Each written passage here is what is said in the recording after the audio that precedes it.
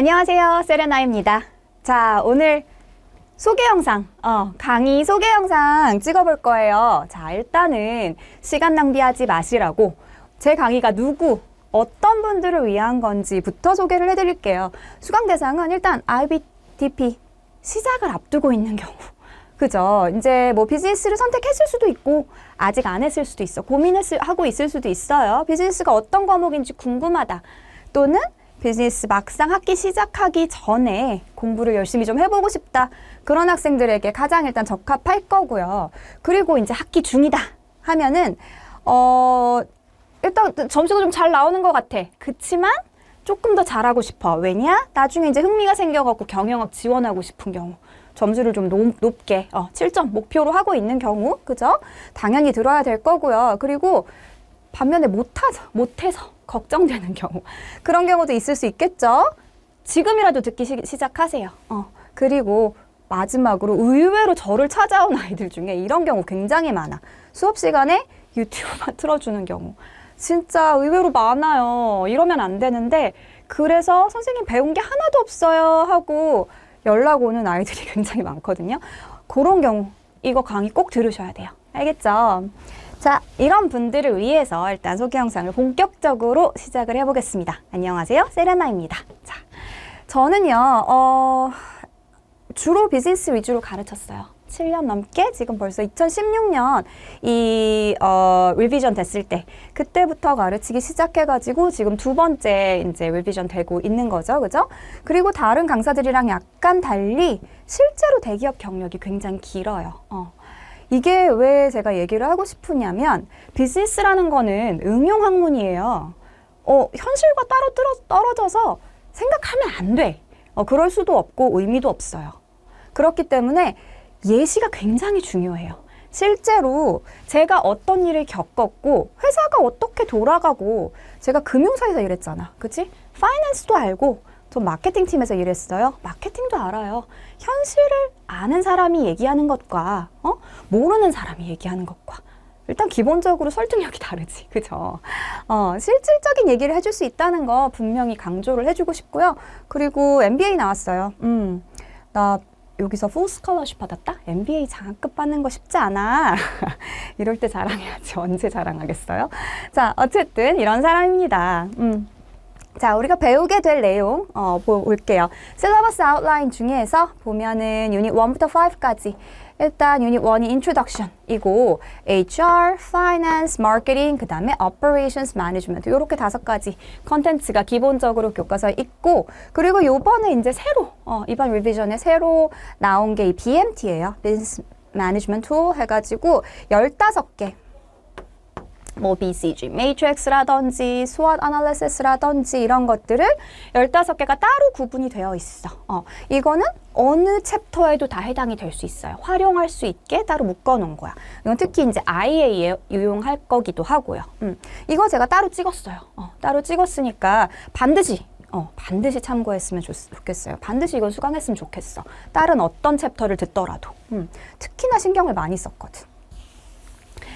자, 강의 구성을 보면 이렇게 유닛 1부터 5까지 SL과 HL 찍었고 BMT가 총 6강 이렇게 해서 모두 HL 기준으로 61강인데요.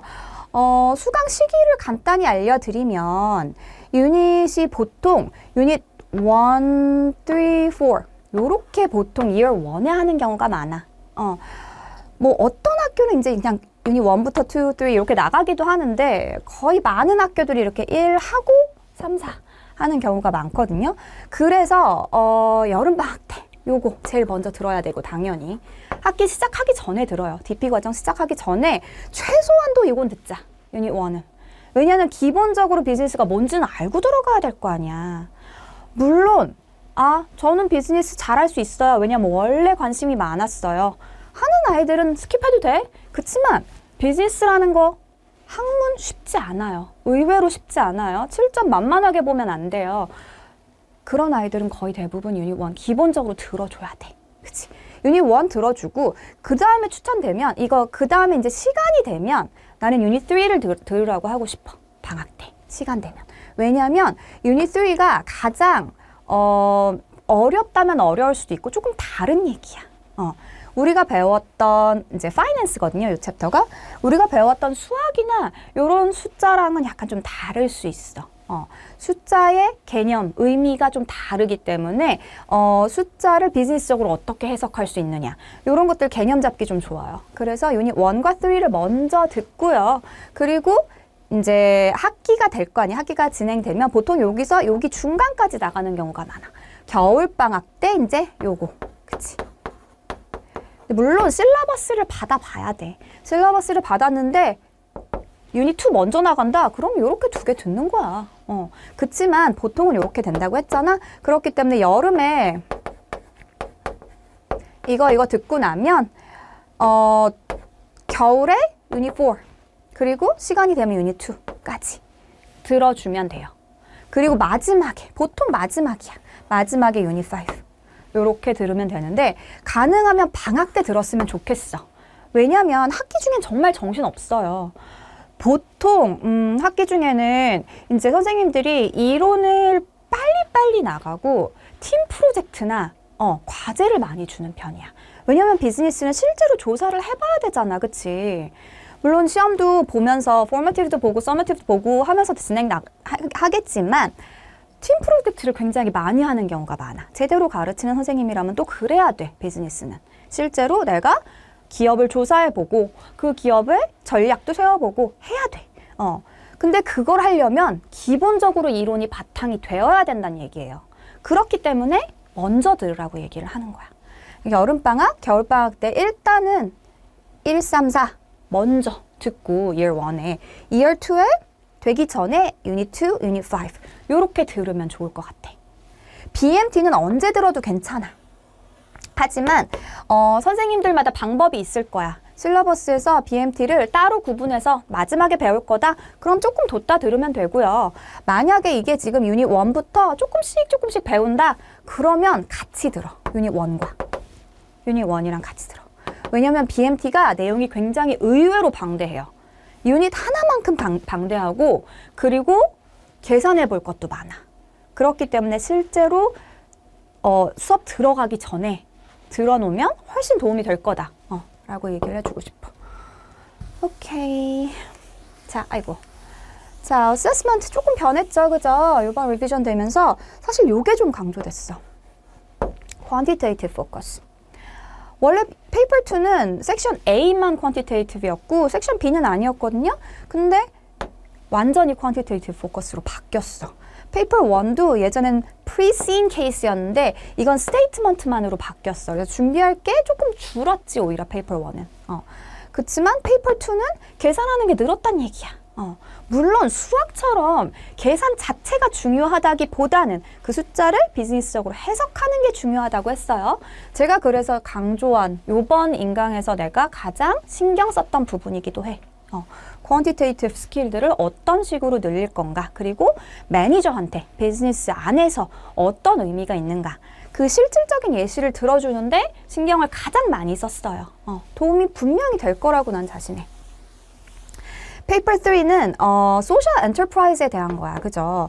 이거는 사실 제가 준비를 조금 더 해서 하나 더 찍으려고 해. 나중에. 그래서 요거 찍게 되면 다시 얘기를 할게요.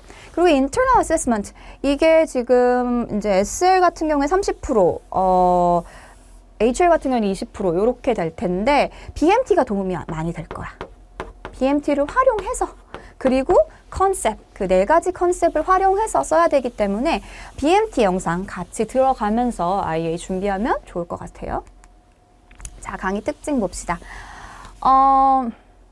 뭐 기본이죠, 이거는. 그죠? 가이드에 실러버스 다 나와 있잖아. 뭘 주의해야 될 거, 어떤 식으로 채점되는지 마크 스킴 이런 것들 당연히 참고했고요. 그리고 이제 가이드에 나오는 포뮬라 슛 이런 것도 뭐가 나오는지 얘기해줬어. 안에 제가 강의에 다 얘기를 했어요. 그래서 2022년 first teaching이기는 한데 시험은 2024년부터, 그쵸? 5월부터 아직 첫 시험 안 봤어.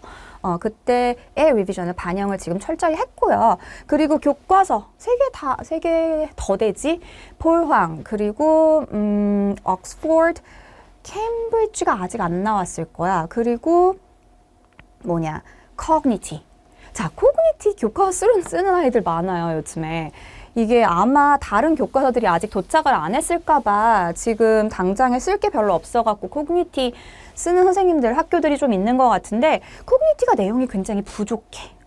그렇기 때문에 만약에 코그니티 교과서를 쓴다. 그러면 제 강의 꼭 들었으면 좋겠어요. 왜냐하면 definition이나 이런 부분들이 굉장히 많이 부족하고 내용이 좀 약간 많이 요약돼 있어. 코그니티가. 그렇기 때문에 그것만 참고해서는 패스 페이퍼에서 원하는 답을 쓸 수가 없다.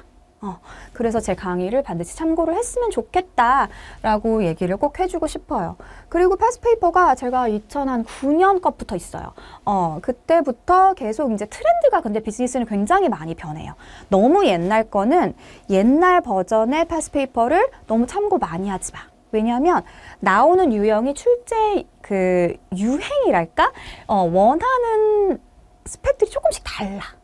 원하는 답변들이 점점 세상에 맞춰서, 세상에 돌아가는 거에 맞춰서 바라는 것들, 자주 나오는 부분들이 점점 변하고 있어요. 그렇기 때문에 너무 옛날 패스페이퍼는 참고하지 마시고요.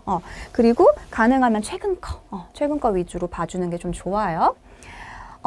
그리고 또 하나 특징은 아까 얘기했던 대로 경험에서 나오는 현실적인 예시들을 최대한 들어주려고 노력을 했어요, 제가. 최대한 실제로 나오는 기업가 이름, 그치? 실제 있는 기업들, 아니면 내가 현실에서 정말 회사에서 경험해 봤던 것들, 너희 엄마 아빠한테 물어봐도 이런 거 정말 있어 라고 얘기해 줄 수 있는 예시들 위주로 제가 얘기를 했어요. 그러면서 비즈니스적으로 생각하는 법을 가능하면 가르쳐 주려고 이 인강에 최선을 다했습니다. 자, 7점. 이게 제일 궁금하지, 그치? 7점 비즈니스 되게 쉽다고 생각하는 아이들 많은데 어려워요. 실제로 더 어려워. 이콘보다 7점 비중이 더 적은 걸로 알고 있어. 7점 받으려면 노력 많이 해야 돼요. 근데 제가 순서대로 알려줄게. 순서대로. 해야 되는 정석대로 알려줄게요. 일단 이건 제일 먼저 해야 되는 거. DP 들어가기 전에 가능하면 90학년 때 해야 돼. 세상 돌아가는 일에 좀 관심을 가져줘요. 가져주고 그리고 비즈니스 관련 뉴스를 봐. 뭐 블로그도 괜찮아.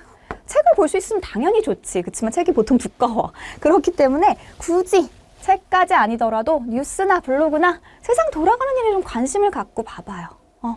그런 게 먼저야. 읽기가 되어 있는 애들과 안 되어 있는 애들은 기본적으로 속도가 달라.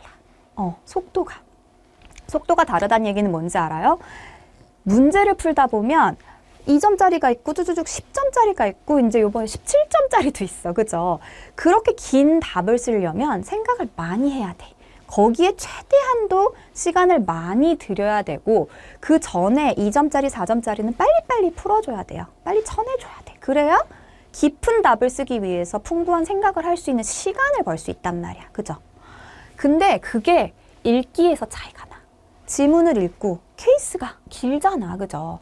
케이스를 읽고 난 다음에 이해하는 거, 핵심을 파악하는 능력이 읽기 능력에서 굉장히 차이가 나요. 그래서 미리미리 좀 읽는 연습을 했으면 좋겠어. 이거는 사실 오래 걸리는 일이기 때문에 DP가 막 시작해서 이미 뭐 한참인 아이들한테는 할 얘기는 아닌 거 알고 있어요. 그렇지만 이게 차이가 있다는 거 분명히 제가 얘기를 드리고 싶어. 그리고 난 다음에 어떻게 하느냐? 제 강의 들어야죠. 그죠? 개념 강의를 듣고 그리고 꼭 했으면 좋겠는 거. 데피니션 노트. 선생님 저 이거 주시면 안 돼요? 라고 얘기하는 애들이 있는데 내가 줄 수 있지. 줄 수 있는데 의미가 없어. 이거 만들라는 거는요. 내가 정리하면서 내 머릿속에도 같이 정리를 하라는 거야. 그냥 받으면 뭐해. 요즘 세상에 자료가 없어서 공부 못하는 아이가 어딨어. 그죠? 자료는 굉장히 뭐 어딜 가든 다 있고 있어요. 그렇지만 내 머릿속에 정리하는 게 중요한 거야. 양식은 뭐가 됐던 상관없어요. 진짜 필기하는 게 당연히 머릿속에 들어오게 편하다 하면 되고 만약에 어플 활용해서 나 가르쳤던 아이 중에 어플 활용하는 애들 되게 많더라고. 최첨단에 뭔가 어플이 있더라. 단어 외우는 거 뭐 이런 거. 그런 것들 활용해서 만들어도 괜찮아. 내 머릿속에 정리를 할 수 있는 노트를 데피니션 노트 정도는 최소한 만들어줘야 돼. 요약 뭔가 필기노트까지 만들어면 당연히 좋지. 그치만 최소한도로 definition 노트는 만들어줘라. 각 챕터별로. 알겠죠? 일단 이론이 먼저예요. 이론을 알아야 그 다음에 답을 쓰는 거야. 답을 쓰는 게 답을 그냥 못 쓰겠어요, 선생님. 이론은 다 이해했는데 점수가 안 나와요. 이런 아이들이 여기서 지금 걸리는 건데 이걸 지켜야 돼. ICE. ICE를 지켜야 돼요. ICE는 뭐냐면 Identify야. 이게 뭐야? 여기 이론. 이론을 정확히 적어줘야 돼. 질문에 답을 먼저 해주라는 거야. 이론적인 답을 먼저 해주고 그리고 난 다음에 뭘 해야 되냐면 컨텍스트를 봐야 돼. 컨텍스트라는 건 뭐야? 케이스예요. 비즈니스는 뭐라 그랬어? 응용학문, 케이스 없이, 기업 없이 그 사례에 맞지 않는 답을 쓰는 건 의미가 없는 거야. 세상과 동떨어진 이론은 전혀 의미가 없다. 되게 제너럴한 답을 쓰면은 당연히 점수가 안 나와요. 맞는 얘기라고 하더라도. 이 케이스 스페시픽한 아이덴티피케이션을 해줘야 된다는 거야. 그래서 identify, 이 이론에 대한 답을 먼저 얘기를 해주고 컨텍스트, 케이스랑 연계한 뭘 해줘야 되냐? explanation을 해줘야 돼. 그래서 ICE야, 이렇게. 그래서 contextual explanation이라고 내가 얘기를 하는데 identify를 해주고 난 다음에 뭐 예를 들어 장점이 이거예요 라고 얘기를 하면 그리고 난 다음에 이 그 장점이라는 거는 실제적으로 이 회사에 이 케이스에 나오는 이 회사한테는 요런 의미가 있다는 거예요 라고 한 번 더 설명을 해주라는 거야. 자, 미국 애들 똑같은 말 다르게 하는 거 되게 좋아해. 서양 애들이 그렇지. 미국 애들이라기보단 서양 애들이 되게 좋아해. 우리나라 사람들은 왜 똑같은 말을 두 번 해야 돼요? 라고 얘기하는 학생들이 가끔 있어. 그렇지만 그렇게 생각하면 안 돼요. 내가 정확히 알고 있다라는 거를 설명해 주려고 explanation을 해주는 거야. 이 explain이 빠지면 나 얘 그냥 외웠구나? 라고 밖에 안 되는 거예요. 그래서 답의 구조를 이해하고 요걸 지켜서 쓰려는 버릇을 들여줘야 돼. 알겠죠? 그리고 난 다음에는 그냥 문제야. 문제 많이 풀어봐야 돼요. 아까 얘기했듯이 너무 옛날 문제, 패스페이퍼 말고 최근 문제 또는 최근에 리비전된 교과서 문제라든지 학교에서 주는 문제들 최대한도 활용해요. 그래도 없으면 저를 찾아오세요. 저랑 같이 문제를 풀어보게. 그렇게 하면 실전 맞을 수 있어요. 진짜로. 이렇게 노력했는데 안 맞을 리가 없어. 자, 제가 되게 많이 고민을 했어요. 인트로 영상에서 우리 아이들한테 무슨 얘기를 해줄까. 7점 맞는 방법 앞에서 얘기했지만 그 모든 것들보다 가장 중요한 거는 저는 태도라고 얘기를 해주고 싶어요. 태도. attitude. 태도가 결정을 해요. 결과적으로 어디까지 올라갈지는 능력이 아니고 머리도 아니고요. 태도예요. 내가 아이들을 많이 만나보면 가르치다 보면 그런 아이들이 있어요. 달겨드는 아이들. 선생님 조금이라도 더 가르쳐 주세요. 선생님 5분만요. 선생님 이번 주에 또 보면 안 돼요? 라고 달려드는 아이들이 있어요. 그런 아이들이 결국에는 7점 맞고 결국에는 좋은 대학 가고 결국에는 사회에서도 성공하는 거야. 나의 한계를 정하지 마요. 나 머리 나쁘니까, 나 책 안 읽었으니까 라고 생각하지 마요. 내 태도, 내 삶에 대한 태도는 내가 결정하고 내가 어디까지 올라갈지는 내가 결정하는 거야. 그죠? 그렇게 생각하고 우리 앞으로 최선을 다해봅시다.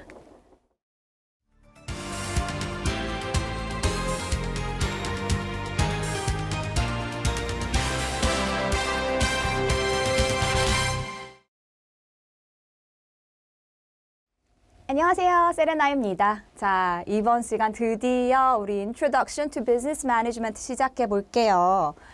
자, 키 컨텐츠 먼저 얘기하면서 시작할 거야. 항상 컨텐츠를 내가 뭐 다룰지, 이번 강의에서는 어떤 챕터들을 다룰지 얘기를 할 거고요. 그리고 여기 중요한 거 있죠? 여기 별표. 별표. 별표가 어떤 의미냐면 중요도야, 중요도. 너희한테 되게 도움 되라고 일부러 붙인 거예요. 별이 하나인 거는 문제가 안 나왔을 수도 있고 뭐 한 번, 뭐 아니면 definition 정도 나올 수 있는 정도라고 생각하면 되고, 그리고 2개 정도 되면은 그래도 한 서너 번 나왔다 패스 페이퍼에 라고 생각하면 되고, 별 3개짜리도 있어. 별 3개짜리는 진짜 매년 나온다. 꼭 알아라. 라는 의미에서 별 3개 붙여놓은 거야. 그거 참고하면서 이제 매번 강의 들으시면 되고요. 자, 오늘 다룰 거는 비즈니스 정의 한번 해볼 거고요. 비즈니스가 도대체 뭐 하는 건지, 우리 뭐 배울 건지 앞으로 볼 거고, 그리고 비즈니스의 섹터, 어떤 인더스트리가 있는지 간단하게 볼 거고, 그리고 entrepreneur, 이 기업을, 비즈니스를 영위하는 사람들에 대해서 조금 얘기를 해보고, starting a business 어떤 식으로 기회 요소들과, 그리고 threat, 어떤 챌린지들이 있는지, 그거까지 이번 챕터에서 살펴볼 거예요. 자, 우리 비즈니스 정의 한번 해보고 넘어갈 건데, 우리가 앞으로 배울 비즈니스 매니지먼트라는 학문, 비즈니스를 매니지하는 학문이잖아, 한마디로. 비즈니스가 뭔지는 알아야지, 그치? 우리 비즈니스라는 거는 결국에는 인풋을 넣어서 여기다 뭔가 아웃풋을 만들어내는 거야. 근데 뭔가를 더 해야 돼? value를 뭔가 add 해야지. 그래야 뭐가 나와? 여기서 profit이 나오지. 그죠? 돈을 벌기 위해서 어떤 인풋을 넣었고, 그리고 아웃풋을 만들어내서 profit을 얻는 그런 게 비즈니스예요. 근데 그 인풋이 뭐냐? 요 인풋이 뭐냐? 요 리소스들이야. 리소스인데, 리소스의 종류는 3가지가 있어요. human resource, physical resource, 그리고 financial resource. 요렇게 3가지. 그치? 요게 사실은 우리가 배울 챕터랑 비슷해요. function. 자, 우리 human resource 어디 나와? 유닛 2에 나와요. 그죠? physical resource를 효율적으로 쓰는 방법. 유닛 5. operations management 또는 production. 거기서 만날 거고요. financial resource 같은 경우에는 money를 어떻게 manage 할 거냐? 유닛 3에서 만날 거예요. 자, 그럼 여기 지금 우리가 챕터 1이고 2, 3, 5는 4 어디 갔어? 마케팅, 그치? 마케팅은 자, 우리가 이게 아웃풋이잖아. 어떤 아웃풋을 만들어낼까? 요 뒷부분을 관리하는 게, 요 뒷부분 관리 하는 게 마케팅이야. 무슨 의미냐면 마케팅은 내가 어떤 물건을 만들어낼지, 그 물건을 만들어내려면 사실 이 커스터머들 있죠? 이게 커스터머들이야. people, organizations and governments가 커스터머가 될 수 있잖아. 그치? 우리가 팔고자 하는 대상이 누군지 연구해서 그들이 어떤 니즈를 가지고 있고 어떤 원츠를 가지고 있고 요거를 satisfy 할 수 있는 goods and services를 만들어내는 거. 그죠? 그 니즈 원츠를 찾는 게 마케팅의 역할이야. 그죠? 그래서 요 뒷부분이 이제 마케팅에 해당이 된다라고 보시면 돼요. 우리가 그래서 결국에는 요런 것들을 배울 거구나, 앞으로. 그렇게 생각을 하고 기대를 해주면 될 것 같아. 자, 그래서 우리가 비즈니스가 어떤 인더스트리에 속할 수 있는지 간단하게 볼게요. 이거는 내가 보기엔 상식적인 수준으로 애들 다 알 것 같아. 이게 다 알 것 같아. 그래서 가볍게 넘어갈게. Primary sector. Primary sector 뭐야? Natural resource를 extract 하거나 harvest 하거나 conversion 하는 거. 뭐 결국에 농수산업 이런 거 얘기를 하는 거겠지, 그치? 자, 이거는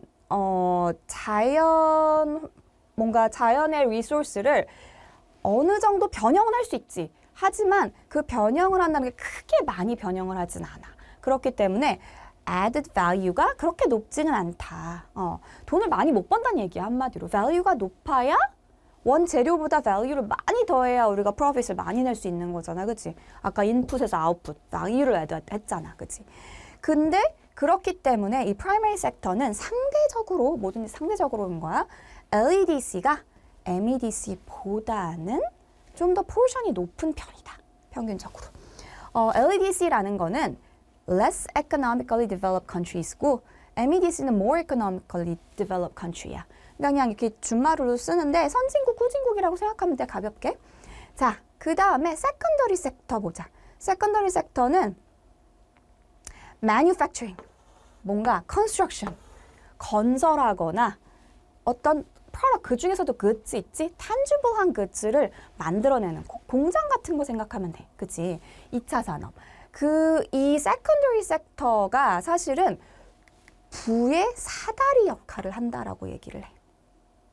특히나 우리나라에서 유명한 거 거의 대부분 우리나라나 대만에서 유명한 것들은 거의 세컨더리 섹터야. 삼성전자, 현대차.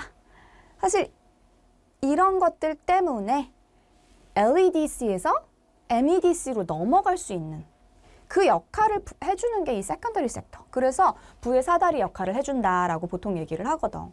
그래서 가난한 나라들이 어떻게 보면 성공할 수 있는 이유가 요 세컨더리 섹터를 성공적으로 안착을 시켰느냐 못했느냐에 조금 달려있어. 진짜. 근데 그게 쉽지가 않대. 그래서 전 세계적으로 봤을 때 GDP를 수십 년 동안 이제 추적을 해봤더니 선진국들은 계속 GDP가 올라갔어. 다. 거의 대부분 서양 국가지. 그리고 일본.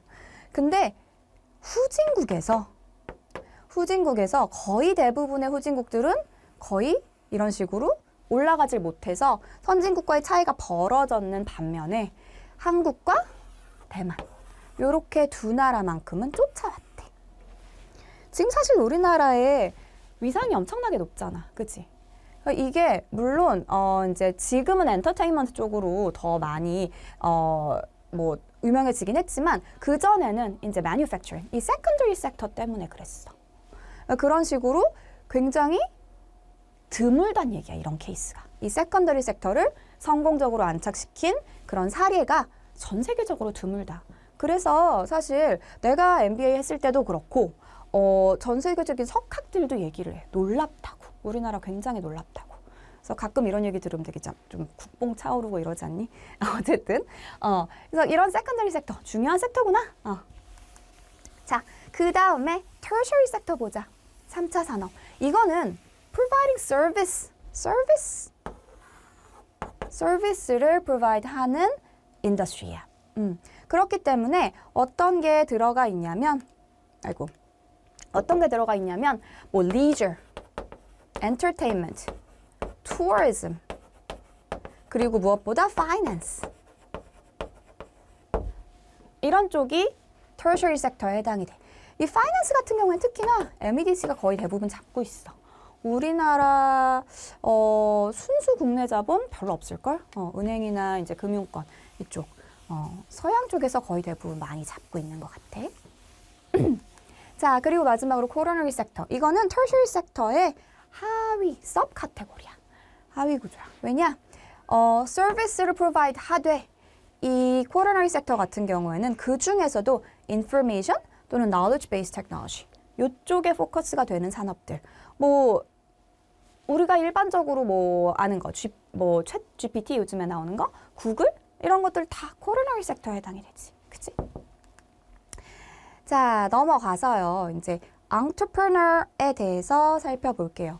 entrepreneur는 누구냐? entrepreneur, an individual who sees business opportunity and therefore creates and manages a new business, taking on financial risks in doing so 라고 나와, 그치? 이게 무슨 뜻이야? 기업가라는 거야. 기업을 비즈니스 opportunity를 발견해서 내가 기업을 세우는 거야. 뭘 해서?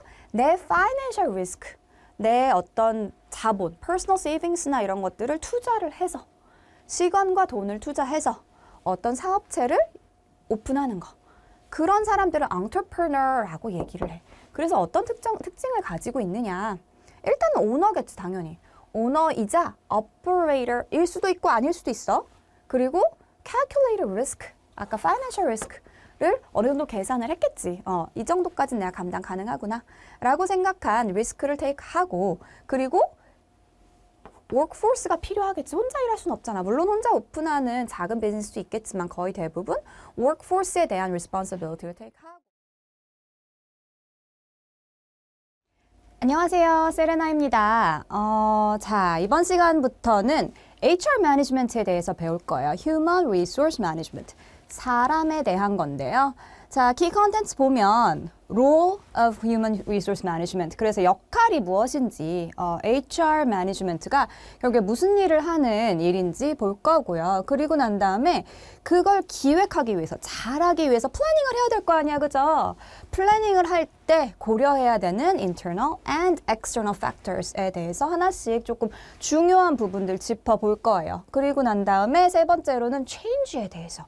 우리 물론 4가지 컨셉 안에 체인지가 들어가 있어요. 이 체인지가 예전에 있었던 것부터 계속 굉장히 중요한 컨셉 중에 하나였어. 비즈니스를 함에 있어서 되게 중요한 개념 중에 하나예요. 그거 관련돼서는 이제 4가지 컨셉 따로 영상을 이제 만들 건데 여기서 배우는 부분들은 이 체인지에 대해서 레지스턴스가 있을 거야. 그 레지스턴스를 어떻게 하면 매니지할 거냐. 그게 사실 HR팀의 역할 중에 하나거든. 그래서 그 부분에 대해서 여기서 다뤄볼 거예요. 자, 일단 HR 매니지먼트가 뭔지 보자. HR 매니지먼트 같은 경우에는 결국에 사람을 다루는 거야. Using and developing people. 그쵸? 그래서 사람을 어떻게 하면 잘 쓸 거냐, 효율적으로 쓸 거냐. 사실 비즈니스는 거의 사람이 하는 거야. 그죠? 사람이 할 수밖에 없는 거야. 아무리 요즘에 로봇가 있고 기계가 잘 돼 있고 해도 결국에는 그걸 사람이 만들어야 되고 사람이 관리를 해야 돼요. 그죠? 그렇기 때문에 HR이라는 것 자체가 엄청 중요해. 그래서 비즈니스를 함에 있어서 사람 관리만큼 중요한 건 없다. 왜냐하면 value를 만들어내니까. 사람의 머릿속에서 창의성이 나올 거 아니야. 그죠? 그렇기 때문에 아웃풋의 value를 만들어내는 주체가 사람이야. 그리고 사실 돈이 제일 많이 들어가요. 비즈니스 할 때 인건비가 보면 한 60%까지도 얘기하는데 뭐 컨설팅 펌 이런 데는 80%도 넘을걸? 아마? 사람 머리 가지고 하는 장사들이 굉장히 많아요. 사업들이. 그래서 그렇기 때문에 인건비가 굉장히 높기 때문에 HR 매니지먼트를 어떻게 해야 된다? 잘해야겠지. 그죠? 자, 그걸 잘하기 위해서 기획하는 게 HR 플래닝이에요.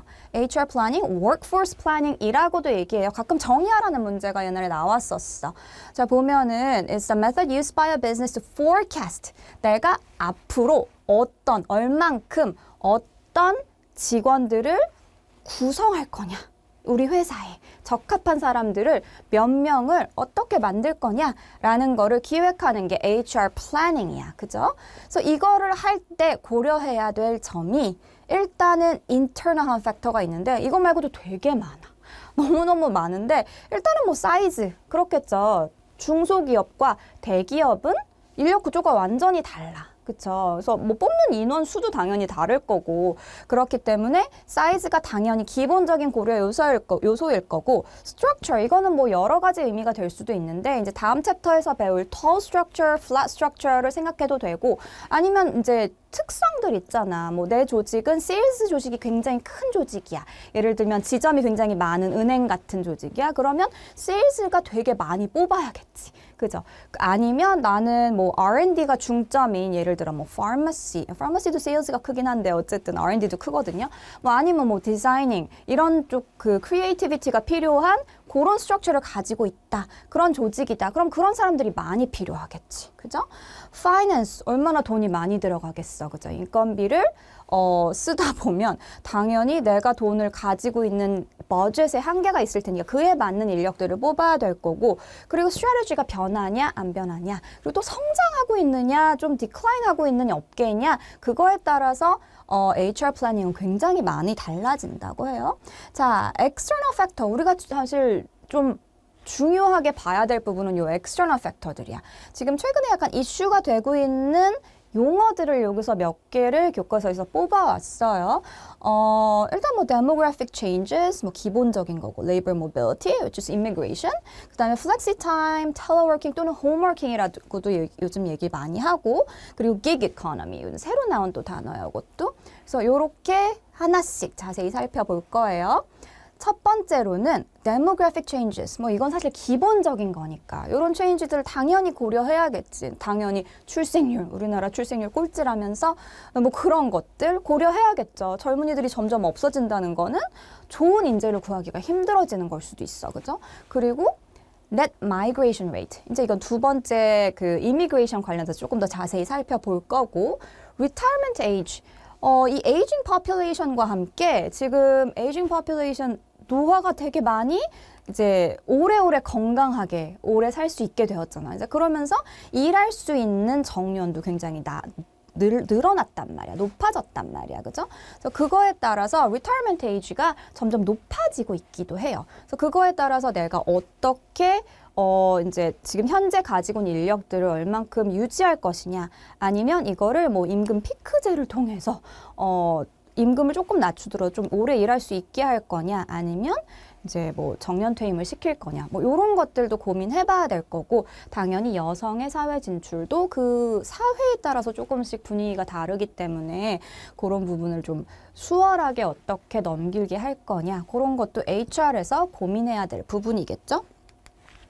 자, 두 번째로는 labor mobility야. labor mobility는 여기서는 geographical mobility를 얘기를 해요. 그러니까 지역을 얼만큼 수월하게 이동할 수 있게 되느냐. 이제 한동안 팬데믹 때문에 약간 이동이 조금 힘들었을 수 있는데, 요즘에 그래도 어쨌든 간에 다시 이동이 시작되면서 이제 이미그랜트들이 또 다시 또 많이 들어오게 되겠죠. 그러니까 이런 것들이 이제 pay나 remuneration, 그죠? 뭐 job opportunities, 뭐 seasonal factor들도 되게 많이 고려가 되니까, 우리나라에서 예를 들어서 뭐 스키 같은 경우에는, 스키업 같은 경우에는 우리나라에선 겨울에만 되잖아. 근데 뭐 캐나다에서는 사계절 다 된다든지 이런 식으로 이동을 하는 거야, 사업을 하면서. 뭐 그런 것들이 이유가 되어서 labor mobility가 그러니까 올라가게 되는 거죠. 그러면서 immigration도 영향을 받아. 이거를 장단점을 한번 살펴보면, employee 입장에서는 보면은 opportunity가 굉장히 많아진 거지. 그죠? 우리나라에서만 일하지 않아도 돼요. 다른 나라에서 충분히 일할 가능성이 굉장히 높아진 거고, 그리고 또 하나는 내가 배울 수 있는 것들도 굉장히 많아지는 거야. 그쵸? 그래서 내가 새로운 나라에 가면 새로운 경험을 할 수 있고, 새로운 스킬을 또 배울 수도 있는 거야. 그러니까 물론 그러니까 뭐 선진국으로 가면 더 그렇기도 하겠지만, 또 약간 specifically 어떤 나라에서는 뭐가 유명하고 이런 것들이 있잖아요. 예를 들어 북유럽 쪽에 뭐 디자인을 배우러 간다든지 이런 식으로 좀 다른 경험을 위해서 가는 경우도 굉장히 많아요. 그러니까 요즘은 사실 너무 흔해서 사실 뭐 이렇게 굳이 꼽기도 되게 애매한 부분인데, 제가 한 MBA 졸업하고 난 다음에 우리나라로 들어온 애들이 또 되게 많았어. 뭐 미국 애들도 들어오고, 이제 삼성 같은 데 이제 취직을 하는 거지. 그리고 또 저기 프랑스 애들도 들어와가지고, 왜냐면 그 유럽에는 사실 job opportunity가 그렇게 많지 않대요. 그래가지고 우리나라로 들어가고 취직하고 뭐 이런 경우 되게 많았어. 우리나라도 이제 잘 살게 되고 있다라는 얘기겠죠. 어쨌든 그리고 난 다음에 이제 단점을 보면, 반대로 우리나라에 내가 지금 일하고 있어, 회사에. 그러다 보면 컴피티션이 더 세지는 거야. 그런 해외에서 온 사람들이 해외에서 갖고 있는 뭔가 다른 사고방식으로 인해 크리에이티비티가 더 높을 수도 있고, 아니면 웨이지가 낮을 수도 있어. 그들이 바라는 임금이 더 낮을 수도 있단 말이야. 그러면 내가 불리해지겠죠, 경쟁에 있어서. 그죠? 그래서 그런 부분들이 좀 단점일 수 있다. 자, 비즈니스 입장에서는 어떻냐면 초이스가 늘어나. 그죠? 다양한 나라에서 내가 뽑아올 수 있는 그런 가능성들이 많이 생길 거고, 그리고 서플라이가 늘어나기 때문에 마찬가지로 코스트, 레이버 코스트를 좀 낮출 수 있는 가능성들이 생길 거고, 그죠? 근데 이제 아무래도 리미테이션은 있겠지. 다른 나라 사람들을 hire 하려다 보면 cultural difference가 어느 정도 방해가 될 수는 있을 것 같아. 그러니까 A를 얘기하면 A를 알아들어야 되는데 그게 아니고 B라고 알아들으면서 오해의 소지들도 많을 거고, 또 그리고 한국말을 못하다 보면 이제 한국말만 가능한 뭐 임원들, 나이 드신 분들이나 뭐 아니면 우리나라 이제 다른 사수나 부사수들이 이해를 제대로 못했을 때 생기는 오해의 여지들이 굉장히 많을 것 같아요. 그러니까 그런 부분도 지원이 좀 필요할 거고, 사실 생활 지원도 되게 많이 필요할 거야. 그러니까 월급뿐만이 아니고, 예를 들면 좋은 인재를 모셔오려면 사실 뭐 집이라든지 뭐 생활비라든지 뭐 이런 부분이 좀 지원이 돼야 될 수도 있어. 그죠? 그리고 이제 레이버 턴오버가 올라갈 수밖에 없다라고 얘기했는데, 레이버 턴오버는 사실은 이 용어 자체는 희한하게 HR 파트야. 하지만 일반적으로 상식적으로 많이 쓰이는 용어니까 SL들도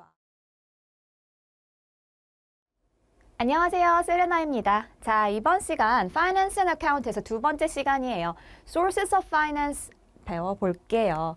자, Sources of Finance는 뭐예요? 돈을 어디서 구해올까? 이걸 이제 생각해 보는 건데, 우리 앞에서 Role of Finance가 뭐라 그랬어요? 돈을 매니지하는 건데 왜 매니지한다 그랬어? expenditure의 종류에 따라서 그 돈이 왜 필요한지, 어떤 상황인지, 어떤 사이즈인지 이런 것들을 고려해서 그 필요한 돈을 어디선가 구해오는 거라 그랬죠? 그래서 그 구해올 구석들을 찾아보는 거예요. 그래서 internal, 그러니까 내부에서 찾을 수 있느냐, external, 외부에서 찾을 수 있느냐를 구분해 봅니다. 그래서 이걸 각각 특성이라든지 장단점을 한번 살펴볼 거예요. 자, 처음 이제 internal sources of finance는 내부에서 구할 수 있는 돈들인데 뭐가 있냐면 personal funds, retained profit, 그리고 sale of asset 이렇게 세 가지 있어요. 그렇게 많진 않은데 이거는 내 돈이니까 내가 갖고 있는 돈이니까 훨씬 좀 간편하겠죠. 일단 있는 돈 먼저 써야 될 거고 이게 없다면 external sources of finance를 생각을 해야겠죠. 외부에서 구할 수 있는 돈은 굉장히 다양한 이거보다 더 많아요. 다양한 구석들이 있어. 보면 제일 먼저 떠올라야 되는 share capital과 loan capital이 있을 수 있고요. overdraft, trade credits 이건 약간 short term 일 거고 crowdfunding, leasing, microfinance providers and business angels 이건 약간 특수한 상황에서 쓸 수 있는 sources of finance들입니다. 그래서 요거 하나씩 자세히 살펴볼게요. 조금 긴데 집중력 잃지 않고 따라와 주시길 바랍니다. 자, 첫 번째 personal fund 볼게요. personal fund는 sole trader 또는 누가 있냐면 partnership. 그죠? 얘네들이 쓸 수 있는 거야. 왜 그렇겠어요? 얘네들 뭐 가지고 있어? 딱 떠올라야 되는 게 unlimited liability 가지고 있잖아. 그죠? 그게 무슨 소리예요? same legal identity를 가지고 있다는 거야. 그게 무슨 소리예요? 오너와 컴퍼니가 같은 리걸 아이덴티티를 가지고 있다. 그렇기 때문에 뭐? 비즈니스의 돈이 오너의 돈이고 오너의 돈이 비즈니스 돈인 거예요. 그래서 돈이 필요할 때 어떻게 할 수 있어? 비즈니스가 돈이 필요하면 오너한테 가지고 올 수가 있어요. 그러니까 개인 자산을 비즈니스가 마음대로 쓸 수 있다는 거예요. 그렇기 때문에 이거는 리걸 아이덴티티가 같은 경우 솔 트레이더랑 파트너십만 쓸 수 있다는 거예요. 얘네는 컴퍼니는 쓸 수가 없어. 컴퍼니는 이 뒤에 retain profit만 쓸 수 있어요. 그렇기 때문에 솔 트레이더가 가장 먼저 돈을 어디서 구할 수 있을까라고 떠올려야 될 때 내 개인 자산이 얼만가를 보는 거야. 그래서 장단점을 보면 내 돈이기 때문에 얼마나 간편해. 일단은 interest payment가 없잖아요. interest cost가 없어. interest cost 없고 control issue도 없어. 요 두 개가 사실은 가장 그 단점으로 생각할 수 있는 부분들인데 이 control이라는 건 ownership이라는 거 알죠? ownership issue 뭐 이런 거 없어요. 이거는 보통 share capital에 나오는 단점이야. 근데 어쨌든 걔네들이 없어. 비용이 드는 비용이 없어. 그치만 물론 약간 opportunity cost가 있겠죠. 이 내가 돈을 은행에 투자를 했던 뭐 다른 회사에 투자를 했으면 조금 더 return이 높았을 수 있는데 내가 여기에 우리 회사에 투자를 했었어야 되는 거죠. 자, 그런 경우 약간 opportunity cost가 있을 거고 돈이 아무래도 모자랄 확률이 높겠지. 그렇지 않겠어요? 이게 뭐 개인 자산이라는 얘기가 그렇게 많지 않잖아. 비즈니스가 돈이 많이 필요하다면 이 personal fund는 쓸 수 없을 수 있다. 모자랄 확률이 높다라고 생각하시면 돼요. 자, 컴퍼니의 경우는 반면에 내 돈이라고 한다면 retained profit을 얘기를 해요. retained profit이라는 건 이것도 정의 문제 참 잘 나와. profit made by a firm after tax and payments. Like all the costs have been made to shareholders. 그러니까 디비던드까지도 페이하고 난 다음에, 그치? profit, 남은 profit, 내년이나 다음 future use를 위해서 세이프해둔 profit을 retained profit 또는 retained earning이라고 불러요. 이거의 장단점은 마찬가지로 내 돈이니까 interest cost나 ownership issue가 전혀 없다. 내 돈이잖아. 컴퍼니의 경우, 이것도 컴퍼니의 경우야. 컴퍼니, limited company 또는 private limited company 또는 public limited company인 경우에 retain profit을 가장 먼저 떠올려야 된다. 근데 이거를 retain profit을 싹 써버리면 어떡해? 여기서 사실 디비던드가 나가야 되는데 오너나 쉐어홀더들이 가져갈 부분이 좀 없어질 수 있겠지. 그래서 retain profit을 쓰려면 쉐어홀더들의 어느 정도 동의가 좀 필요할 수 있어요. 그리고 프로핏이 만약에 없다. 케이스에서 그런 경우들이 있어요. 러스가 좀 몇 년 계속 되었다. 아니면 뭐 세일즈가 계속 떨어지고 있다. 라는 얘기가 나온다면 retain profit을 쓰면 되겠어? 안 되겠어? 안 되죠. 안 됩니다. 프로핏이 없을 확률이 높다는 거야. 그런 경우에는. 그래서 그건 빼고 생각을 하시면 돼요. internal sources of finance의 마지막 부분은 sale of asset이에요. 정확히 말하자면 fixed asset, 그러니까 non-current asset들을 말하는 거예요. non-current asset 같은 경우에는 이런 equipment, land, buildings, PP&E를 말하는 거겠죠. 이 non-current asset들을 필요가 없을 때, 뭐 unused 또는 뭐 이제 뭐 obsolete 한 경우에 팔아가지고 그 돈을 마련을 하는 거야. 캐시를 마련을 하는 거야. 그런 경우에 내가 어떤 장점이 있냐면 이거. 한꺼번에 많은 돈이 빨리 확 들어올 수도 있다는 거예요. 뭐 특히나 빌딩이나 랜드 같은 거는 좀 돈이 많을 거 아니야. 클 거 아니야. 그렇기 때문에 장점이 굉장히 quickly 만들어질 수 있다는 거. 그리고 이제 사실 뭐 이것도 interest payment나 ownership이랑은 전혀 관련이 없는 그런 심플한 방법이죠. 그죠? 그치만 이거 내가 팔아버리면 더 이상 내 거가 아니잖아. 그죠? 그렇기 때문에 뭔가 future income, 이 non-current asset이라는 게 future income을 만들어내는 permanent asset이었잖아요. 그런 것들을 없어지는 거다. 그러면서 내 밸런스시트에서도 사라지는 거기 때문에 내 밸런스시트에 내 컴퍼니 사이즈가 좀 작아져 보이는 그런 단점이 생긴다는 거예요.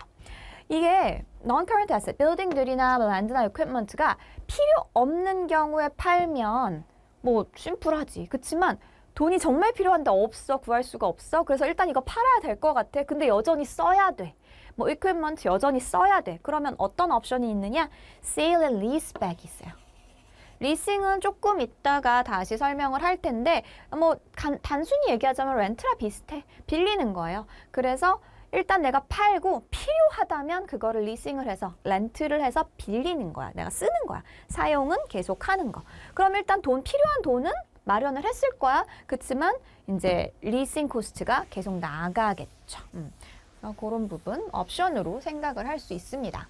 자, 이제 internal source of finance 끝났어. 이제 내부에서 찾아봤는데, 있는 돈 찾아봤는데 없어. 그러면 뭘 찾아봐야 돼요? external sources of finance를 찾아봐야겠죠. share capital, loan capital 이렇게 쭉 있을 건데 일단 제일 먼저 떠올라야 되는 게 이 share capital이야. share capital은 뭐냐? 주식, 우리 뭐 아이들 되게 많이 하던데 요즘에 젊은 아이들도 어린 아이들도 진짜 주식을 투자를 해보는 아이들도 굉장히 많아요. 근데 그 주식을 투자한다는 건 뭐야? 그 회사의 오너가 쉐어홀더가 된다라는 거잖아요. 뭘 사서? 그 비즈니스의 쉐어를 사서. 그래서 비즈니스 입장에서는 그게 sources of finance가 되는 거예요. 그들이 투자하는 돈이 equity, 나의 돈이 된다라는 거예요. 그렇기 때문에 share capital이 가장 먼저 떠올라야 돼. 특히나 어떤 경우에 public limited company인 경우에 publicly held company의 경우에는 왜냐하면 이렇게 스톡 마켓을 통해서 쉽게 share capital을 얻을 수 있으니까 이게 항상 제일 먼저 떠올라야 되고 제일 relatively cheap하다는 거는 뭐냐면 이것 때문이야. interest cost가 없으니까. 그리고 long-term projects or expansion 이런 데 많이 쓰일 수 있어. 왜냐? 이걸 한번 내가 쉐어를 판매를 하면 엄청나게 많은 돈이 들어올 확률이 높으니까. 그래서 돈이 정말 많이 필요하다. 그럼 이 share capital 또는 loan capital을 떠올려야 돼요. 그래서 뭐 business expansion 뭔가 되게 많이 크게 strategy를 포커스를 바꾼다든지 그래서 뭔가 대량으로 돈이 필요해야 될 때 share capital을 가장 먼저 떠올려야 된다. 왜냐? cheaper, interest cost도 없고 repayment도 없어. 이거는 오너가 되는 거잖아. 내가 투자하는 거잖아. 그죠? 돈을 빌려주는 개념이 아니에요. 이 회사에 내가 투자를 해서 오너가 되는 거야. 그렇기 때문에 다시 비즈니스가 나한테 되갚을 의무가 없어. 리페이먼트가 없기 때문에 it's a permanent source of finance. 안녕하세요. 세레나입니다. 자, 이번 시간은요. 마케팅 드디어 들어갑니다. 유닛 4 마케팅. 자, 이번 챕터는 Introduction to Marketing이에요. 마케팅 얘기는 되게 많이 들어봤을 것 같아. 그냥 마케팅, 회사 들어가면 마케팅 하는 거 아니야? 뭐, 아니면 소셜미디어 마케팅 하는 거 아니야? 뭐 이런 거 그냥 뉴스나 어디나 뭐 경영책이나 이런 거 굉장히 많이 나오죠. 마케팅이 정확히 뭔가요? 라고 선생님한테 물어보면요. 거의 대부분의 아이들은 약간 광고 아니에요? 이렇게 생각하는 아이들이 많아요. 사실 저도 그랬어요. 저도 그래서 광고가 재밌어서 광고를 하고 싶어서 회사에 입사했던 것 같아요. 마케팅 팀으로 쳐요 해가지고 지원해서. 근데 사실 광고는 마케팅의 일부는 맞아요. 그렇지만 마케팅이 광고는 아니죠. 그죠? 그 안에 들어가 있는 거야. 그래서 마케팅을 뭐라고 정의하면 되냐면요. 마케팅 협회인가 봐, 그죠? Marketing is the management process responsible for identifying, anticipating, and satisfying 뭘 한대? Customer requirements. 자, 마케팅에서 핵심적인 단어가 나왔어요. 바로 커스터머예요. 커스터머가 원하는 바가 무엇이고 그거를 예측하고 그거를 satisfy 시키는 게 마케팅의 롤이래. 근데 뭘로? profitably. 그쵸. 이게 그냥 뭐 커스터머를 바라보기만 하면 되는 건 아니죠. 그걸로 인해서 프로핏을 낼 수 있어야 돼. 또 되게 유명한 마케터 필립 커틀러 뭐라 그랬어요? Marketing is meeting the needs of your customer at a profit. 그쵸. 그러니까 커스터머, profit 이게 되게 중요한 거예요. 그래서 우리 교과서 정의를 보면은요. 자, it's a management process involved in producing a good or service that satisfy the needs and wants of the customer. 그러니까 커스터머가 원하는 바를 뭔가 충족시켜 줄 수 있는 요만한 거라도 괜찮아. 요만한 거 필요한 거, 요만한 거 원하는 거 그런 것들을 만들어내는 거야. 이 goods and services는 사실 이걸 합쳐갖고 뭐라 그래? 프로덕트라 그래요. 그죠? 프로덕트를 만들어내는 거야. tangible한 건 goods고 intangible한 건 service예요. 그래서 프로덕트 안에 goods or services가 들어가는 건데 가끔 애들이 프로덕트 하면 그냥 goods만 생각하는 경우들이 많아. 근데 이거 두 개 다 해당이 된다는 거. 그래서 마케팅은 결국에는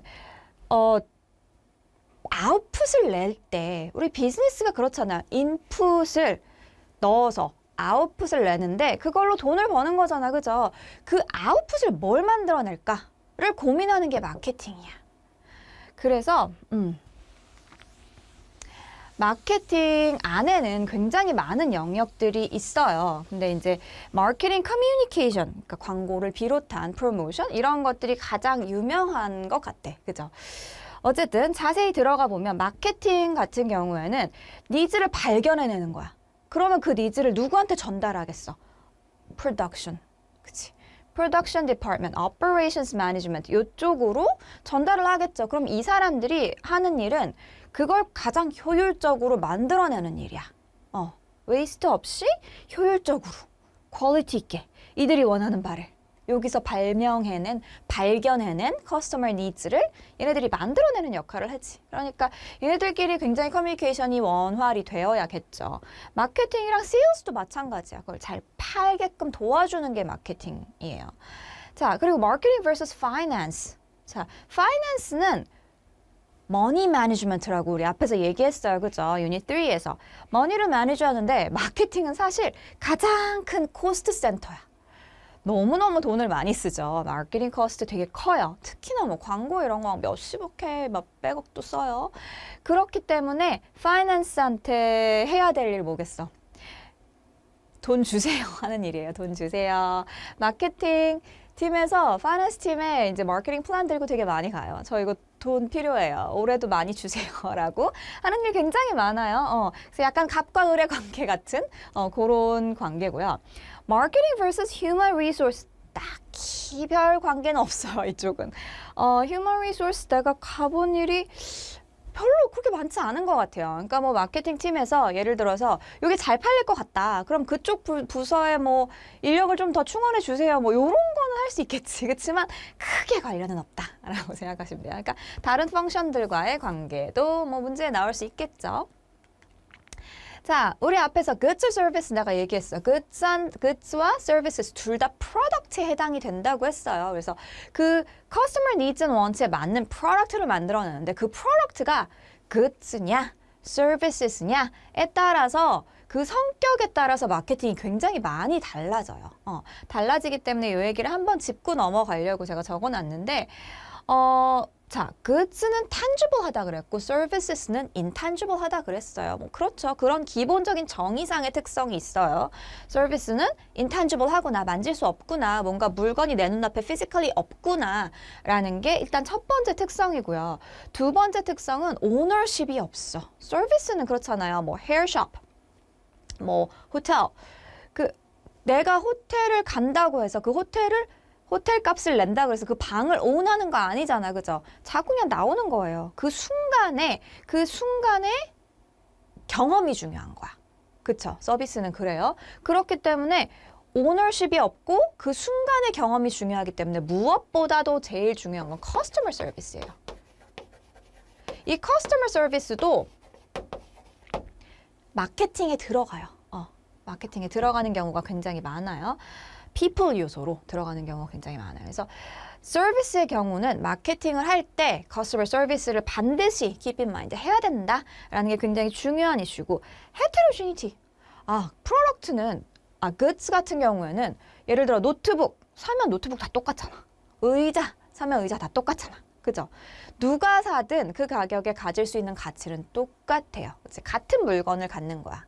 하지만 서비스는 어때요? 헤어컷 갔어? 내 머리 자르는 거랑 친구 머리 자르는 거랑 똑같지 않잖아. 그죠? 똑같은 음식이 나와도 내 입맛이랑 제 입맛이랑 다르잖아. 그죠? 그렇기 때문에 익스피리언스가 다 너무너무 달라요. 사실 서비스라는 거는 내가 추천하기 되게 힘든 부분이기는 해. 그러니까 왜냐면 개개인의 경험이 굉장히 많이 다르기 때문에. 그래서 그런 특성을 가지고 있고 perishability. 이것도 되게 중요하게 생각되는 서비스의 특성인데 perishable해. 이거는 돈 내고 사실 호텔 가서 돈 내고 하룻밤 자면 끝이야. 그죠? perish 됐어. 그냥 사라졌어. 그 경험 안에서 그냥 끝나는 거예요. 그래서 에어라인 같은 거 있죠. 에어라인 같은 데가 땡처리 이런 티켓이 나오는 이유가 뭐겠어? 일단 비행기가 한번 뜨고 나면 그 좌석이 비었든 찼든 상관없이 그냥 끝난 거예요. 회사 입장에선 어떻겠어? 그렇기 때문에 싸게라도 꽉꽉 채워서 가야 돼. 아니면 돈을 못 버는 거니까. 그 좌석을 비어서 가면 끝나는 거니까. 그래서 땡처리 이런 게 나오는 거야. 호텔도 그렇고 에어라인도 그렇고. 그죠? 그래서 그런 perishable한 특성이 있구나. 그리고 또 하나는 로케이션 스트래티지가 굉장히 많이 달라요. goods 같은 경우에는 사실 어디서 만들어도 크게 상관이 없어. 로케이션을 어디다 잡아도 배달해주면 되잖아. 택배해주면 되잖아. 아니면 뭐 홀세일러나 이런 데다 써가지고 옮겨서 사람들 많은 뭐 백화점, 편의점, 슈퍼마켓 이런 데 납품해주면 되잖아. 그죠? 거기서 사면 되니까. 하지만 커피숍 같은 서비스는 어때요? 사람들이 직접 와서 서비스를 받아야 되잖아. 그렇기 때문에 로케이션이 굉장히 중요해져요. goods랑 달리. 그래서 서비스 같은 경우에는 로케이션도 굉장히 유동인구가 많은 그런 사람들이 많이 다니고 교통이 편리한 이런 장소에다가 자리를 잡아야 된다. 그런 특성을 가지고 있습니다. 요거는 이제 나중에 4P를 하던 뭐 브랜딩을 하던 로케이션 스트래티지를 하던 계속 제가 얘기를 할 거예요. 자, 이 다음에 Market and Product Orientation 한번 봅시다. 요거 용어 정의하는 거 좀 나왔고요. 그리고 또 하나는 특성, 장단점 이런 거 잘 나올 수 있어요. Market Orientation, Product Orientation 이렇게 표현하기도 하고 Market Oriented Approach, Product Oriented Approach라고 표현하기도 해요. 자, 일단 Market Orientation부터 보면은요. Market은 말 그대로 커스터머들의 모임이야. 그치? 다양한 커스터머들이 있는 공간을 마켓이라고 생각하면 돼요. 그들을 바라보는 거야. 그래서 outward looking approach를 갖는 거야. 이거는 커스터머가 어떻게 변하는지, 어떻게 생각하는지, 테이스트가 어떻게. 안녕하세요, 세레나입니다. 자, 이번 시간은요, Operations Methods에 대해서 살펴볼게요. Operations Management 지난번이 약간 인트로 같은 챕터였다면 본격적인 내용이 들어가는 첫 챕터라고 보면 됩니다. Operations Methods 4개 다룰 거예요. Job Production, Batch, Mass Flow, and Mass Customization. 그리고 이거를 어떤 상황을 고려해서 얘네들을 선택해야 되나 라는 것까지도 한번 살펴볼게요. 중요해요. Operations Management에서 가장 기본적인 내용이기도 하고 잘 나오는 내용이기도 합니다. 자, 이거 그림 이상하죠? 뭐 어떤 의미일까? 간격도 달라 이렇게 생각하실 수 있는데요. 이쪽으로 갈수록 Labor Intensive. 그러니까 커스터마이제이션, 레이버 이런 게 조금 다 연결돼 있는 거예요. 사람 손으로 만드는 거. 그런 거를 job production이라고 얘기를 해요. 그리고 이쪽으로 가면 갈수록 mass production, 요 mass production에 가까운 거야. 제일 standardized then product들을 large amount로 만드는 거. 그죠? 기계를 활용해서. 그래서 capital intensive가 중요하다고 하는 게 기계가 많이 들어가서 약간 오토메이션 이런 게 연결이 된 개념입니다. 그래서 약간 이쪽으로 가면 갈수록 똑같은 걸 많이 만들어내는 거고 이쪽으로 가면 갈수록 유니크한 걸 만들어내는 거야. 그래서 job production과 mass랑 flow 같은 의미로 보면 되고 batch도 사실 mass에 가까워. 가깝지만 얘도 기계를 쓰거든요. 가깝지만 그래도 나름의 초이스를 조금 더 준 거. 약간 job production이 조금 더 가까운 중간 개념인 거라고 생각을 하면 돼요. 하나씩 하나씩 차분히 살펴봅시다. 일단은 job production인데요. job production. customization이라고도 생각해도 돼요. Customizing an individual product from start to finish. 처음에 디자인 단계서부터 계속 사람 손으로 보통은 사람 손으로 만들어내는 tailor-made 하는 그래서 스페시픽한 requirement를 meet할 수 있겠죠. 커스터머가 디자인 단계에서부터 요구를 충분히 들어줘야 돼. 그러니까 어떤 요구가 있는지 어떤 걸 바라는지 잘 들어줘야 되는 게 이 job production이에요. 그래서 보통 어떤 거냐면 약간 예술작품 생각하면 돼. 뭐 영화. 영화는 유니크하잖아. 그치? 하나밖에 안 만들잖아. 이거 막 대량 생산할 수 있어요? 없지. 영화 뭐 건축물, 호텔 같은 거 지을 때, 뭐 빌딩 같은 거 지을 때 약간 랜드스케이프 같은 거 당연히 이런 job production 활용하겠죠. 이걸 막 대량 생산해서 찍어내진 않잖아. 그쵸? 그리고 뭐 사소하게는 헤어컷 같은 것도 생각해도 될 것 같아요. 헤어컷도 사람 손으로 하고 뭐 사람의 요구에 그 커스터마이 요구에 최대한 테일러메이드 해주는 그런 커스터마이제이션 해주는 프로덕션이라고도 할 수 있겠죠. 대량 생산할 수 기본적으로 없는 것들, 그죠? 그래서 job production은 일단은 이런 특성이 있어. 휴먼 리소스가 중요해. 그 만드는 사람의 약간 어떻게 보면 스킬, 손맛이 중요한 거야. 그죠? 그 사람의 스킬이 굉장히 highly skilled 돼야 돼. 그죠?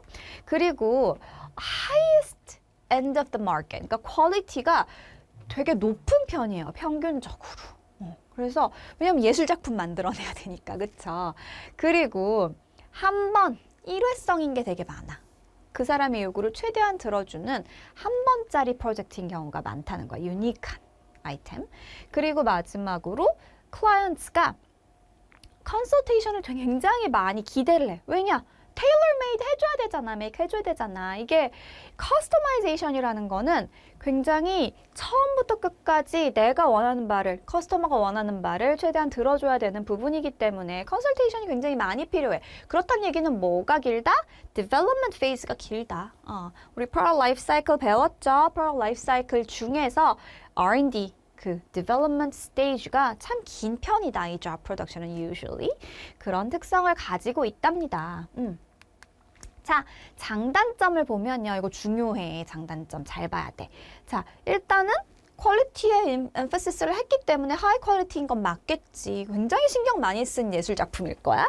그리고 스킬이 굉장히 중요하다 그랬죠? 스킬이 중요해서 굉장히 highly skilled labor를 많이 쓰는 편이야. 그러면서 예술 작품을 만들어내기 때문에 어떻겠어? 모티베이션이 높겠지. 아, 내 손으로 예술 작품을 이런 식으로, 그죠?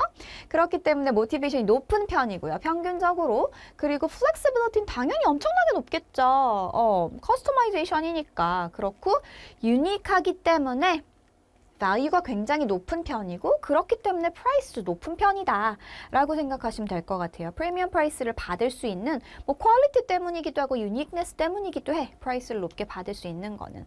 그래서 커스터마이제이션이 기본적으로 가능한 그런 장점을 가지고 있다. 근데 job production은 되게 오래 걸려. 예술 작품 만들어내야 되잖아.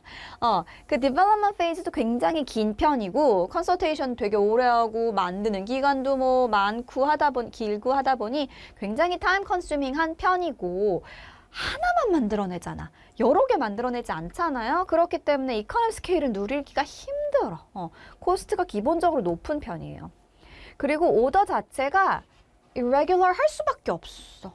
그런 요구들이 이런 뭐 예술 작품 만드는 그런 것들이 얼마나 많겠어요. 뭐 영화 한 편, 뭐 빌딩 하나 세우는 오더가 그렇게 많진 않을 거예요. 이렇게 자주 있지 않기 때문에 캐시플로우 프로블럼이 좀 생길 수 있다. 이게 이제 사실 이거랑 맞물리는 것 같아. 그 디벨롭먼트 페이즈가 길기 때문에 돈이 들어가는 투자 기간이 길잖아. 투자 기간이 길는데 돈을 실제로 그러니까 받을 때까지 좀 오래 걸리는 거예요. 이거 만드는 기간도 길고 이게 실제로 완성이 딱 돼서 페이가 딱 지급이 될 때까지가 좀 길 수 있어요. 그러면 그 사이에 약간 망할 수 있겠지. 그래서 왜 지나가다 보면 교회 이렇게 지나가다 보면 이렇게 되게 폐 건물 같은 거 가끔 있지 않아요? 그러니까 만들다만 호텔 같이 생긴 거, 만들다만 약간 카페 같이 생긴 거 막 이런 것들 가끔 보이는데요. 그런 게 사실은 기획 단계에서 투자가 막 됐는데 돈을 못 받은 거야. 그럼 이거 만들다가 중간에 캐시가 모자라서 망한 경우겠죠. 그런 경우들이 좀 많을 것 같아. 그리고 또 한 가지는 highly skilled worker가 굉장히 중요해. 그렇잖아. 사람 손으로 만든다 그랬잖아. job production은. 그렇기 때문에 labor cost가 굉장히 비싼 편이다. 이런 인력들이 중요하니까 돈도 많이 줘야겠지. 그렇기 때문에 사실은 요것도 그렇고 코스트 자체가 높아. 코스트가 높으면 어떻겠어요? 프라이스가 높아질 수밖에 없어. 그러니까 프라이스가 이게 value가 높아서 프라이스가 높은 걸 수도 있지만 코스트가 높아서 어쩔 수 없이 프라이스를 높게 받을 수 있는 것도 있는 것 같아요. 자, 넘어갑시다. batch production. batch production은요, mass produce 하는 거기는 해. 이렇게 찍어내는 거기는 한데, 그 찍어내는 거를 일괄적으로 다 똑같은 걸 찍는 게 아니고, 약간의 초이스를 주는 거야. 하나는 빨간색, 하나는 노란색, 하나는 초록색, 뭐 이런 식으로. 제일 쉽게 생각하면 하는 건, small bakery 생각하면 돼요, bakery. 베이커리 같은 경우에는 어때? 동네 베이커리라고 생각해봐. 그러면은 일단은 식빵에 맞는 재료를 준비를 하고 반죽을 하겠고 식빵에 맞는 틀을 준비를 하겠고 식빵에 맞는 오븐 온도를 세팅을 하겠지. 그래서 식빵을 100개를 쫙 찍어내. 그리고 난 다음에 이제 크루아상 차례야. 크루아상에 맞는 반죽을 하고 크루아상에 맞는 뭐 셋업을 하고 오븐도 다 세팅하고 그래서 또 100개 찍어내. 이런 식으로 아이덴티컬한 프로덕트를 limited number, 뭐 100개씩, 500개씩, 10,000개씩 이렇게 찍어내는 거를 batch production이라고 생각하면 돼요. 스몰 베이커리는 뭐 조금씩 찍어내겠지? 하지만 막 완전 패션 업계 같은 경우 이거 굉장히 많겠죠. 빨간색 티셔츠 만장, 초록색 티셔츠, 아니 초록색 아니구나 미안해. 파란색 티셔츠 뭐 만장 뭐 이런 식으로 뭐 자라, H&M 이런 데는 마찬가지고 다른 데들도 다 똑같이 이렇게 아이덴티컬한 프로덕트를 쫙 찍어내고 난 다음에 넘겨서 batch를 바꿔가지고 그 배추를 약간 셋업이라고 생각하면 될 것 같아. 동일한 셋업을 다 처음부터 끝까지 바꿔가지고 또 쫙 찍어내고 이런 식으로 이루어지는 게 batch production이에요. 이 batch production 정의할 수 있어야 돼. Simultaneously producing a limited number of identical products, known as batch. 그래서 그렇게 생각을 하시면 돼요. 특성 한번 살펴보면요. batch를 이렇게 셋업이라고 생각하라 그랬잖아. 그 똑같은 셋업을 다 끝내고 그리고 난 다음에 그 셋업을 다시 확 바꾸는 거야. 배치를 바꿔서 또 새로 만들어내고 이런 식이야. 그래서 이 배치를 똑같은 하나의 배치를 만들 때는 그때는 same stuff, same machinery를 가지고 있는 거야. 같은 셋업을 딱 갖고 있고 그 셋업이 다 끝나고 나면 두 번째 이제 배치에 맞는 stuff와 맞는 machinery를 셋업. 안녕하세요. 세레나입니다. 자, 이번 시간부터는요. 자, 비즈니스 매니지먼트 툴 15개 있죠. 우리 이번에 이제 2024년도부터 시작하는 리비전에서는 이렇게 툴들을 따로 모아놨어요. 따로 모아놔가지고 너희들이 활용하기 좋게 만들어 놓은 거야, 한마디로. 그러니까 이 툴들은 사실은 어느 챕터에 딱 껴서 들어가기가 조금 애매한 부분이 있어요. 왜냐면 뭐 SWOT analysis 어떤 툴을 쓸 때 마케팅적으로도 활용할 수 있을 거고 HR 스트래티지를 짜는데 활용할 수도 있을 거란 말이야. 그렇기 때문에 약간 이제 어느 챕터 한 군데에 껴넣기가 애매한 것들을 툴을 좀 다 모아가지고 따로 묶어놨어. 이제 이거는 어느 챕터에 나올 수도 있어요.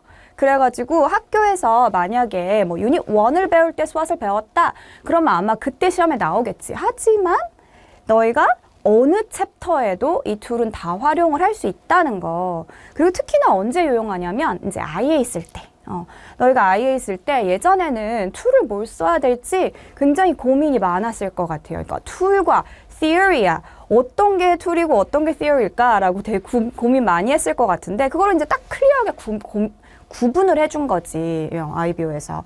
그렇기 때문에 여기서 나오는 툴들 중에서 3개에서 5개, 뭐 보통은 3개 정도면 충분한 것 같아. 그래서 그렇게 IA에서 많이 활용을 할 수 있게끔 이렇게 따로 깔끔하게, 친절하게 구분을 해줬다. 그렇게 보시면 됩니다.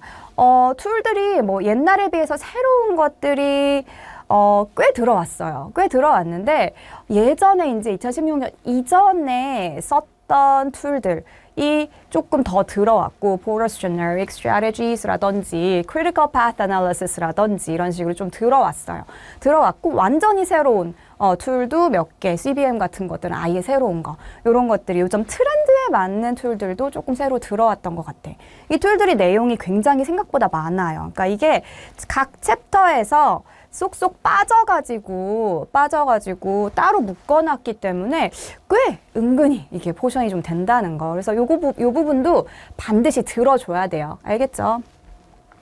자, 첫 번째부터 봅시다. SWOT analysis. 내가 이거 왜 첫 번째로 놨을까? 제일 많이 쓰이기 때문이에요. 제일 많이 쓰여, 이 SWOT은. 내가 회사 다닐 때도 제일 많이 썼고요. IA 내가 수백 번, 수천 번 애들 같이 하면서도 SWOT을 진짜 많이 썼어요.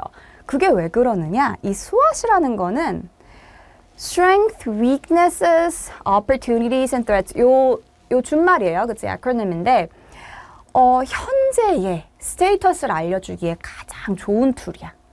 그래서 이걸 situational 툴이라고도 이제 얘기를 하는데 current and future situation을 보여주는 거야. 한눈에, 한 장에. 그러니까 그만큼 요약하기 좋은 내가 지금 어떤 상황에 있는지를 딱 보여주기가 굉장히 좋은 툴이에요. 그래서 옛날에는 진짜 어떤 해에는 IA를 쓸 때 SWOT은 웬만하면 빼고 써라 라고 학교에 이제 약간 가이드라인처럼까지 나온 적이 있었어요. 왜냐?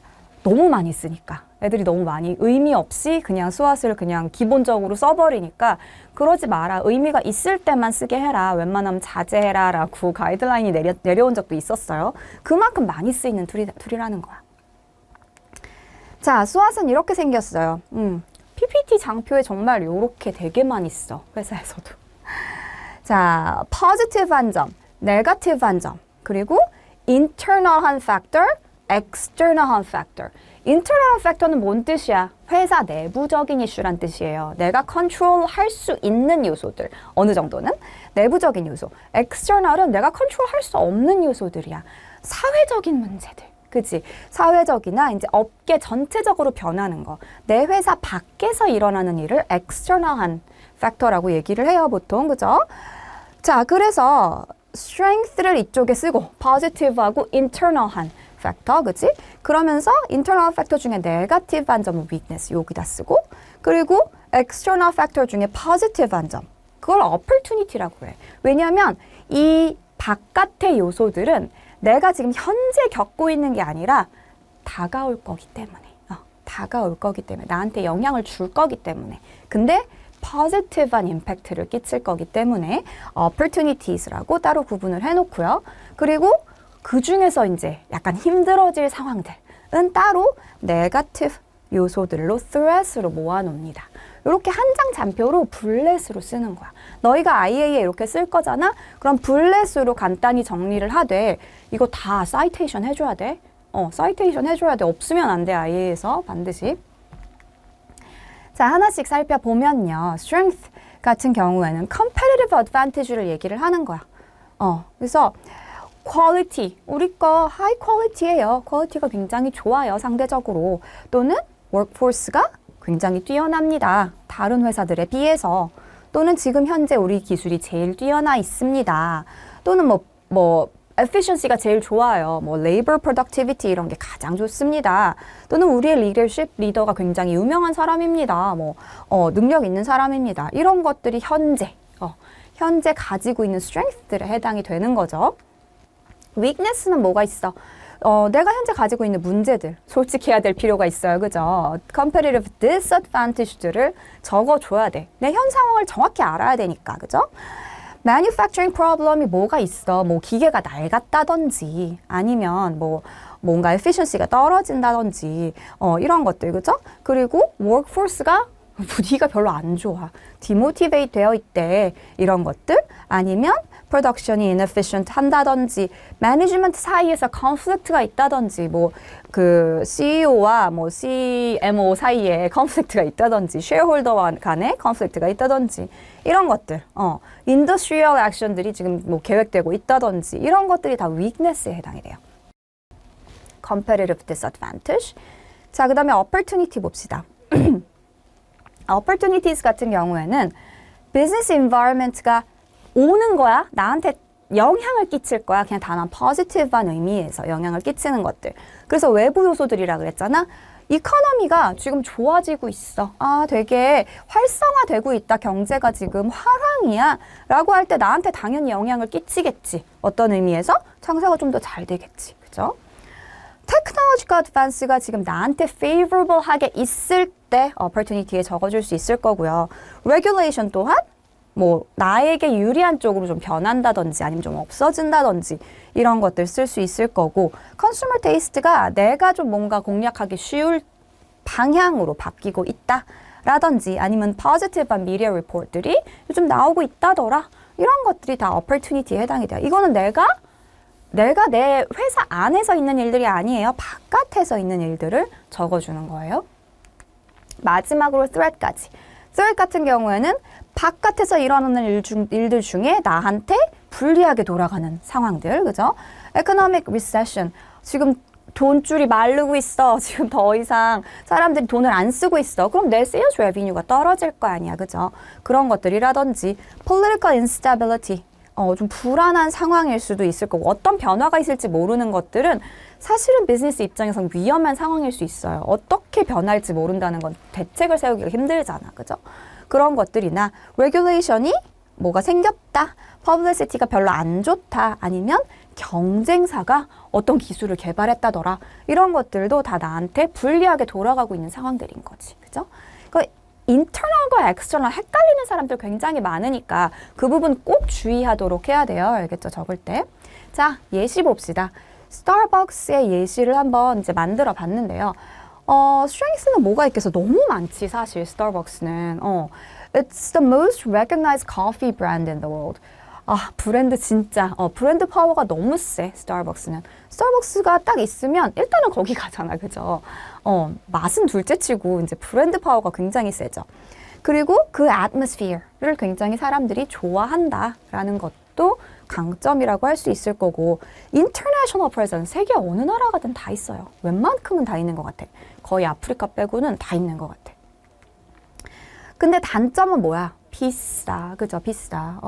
컴페리터 대비해서 조금 비싼 편이기도 하고, 이게 우리나라에서는 몰라도 이제 약간 LEDC들 같은 경우에는 이게 좀 affordable 하지 않을 수도 있다는 거. 그러면 이제 sales revenue에 타격을 입을 수 있겠죠. 그리고 이제 레이버 턴오버가 굉장히 높은 편이래. 상대적으로 높은 편이라고 하더라고요. 그런 부분이 weakness에 해당이 된다라고 생각하면 돼요. 이거 다 internal한 이슈들이야, 그죠? 자, external한 이슈들 봅시다. opportunity는 내가 뭔가 스타벅스가 유리하게 돌아가는 점들이 뭐가 있냐를 보는 거예요. 근데 emerging countries like LDC 같은 경우에는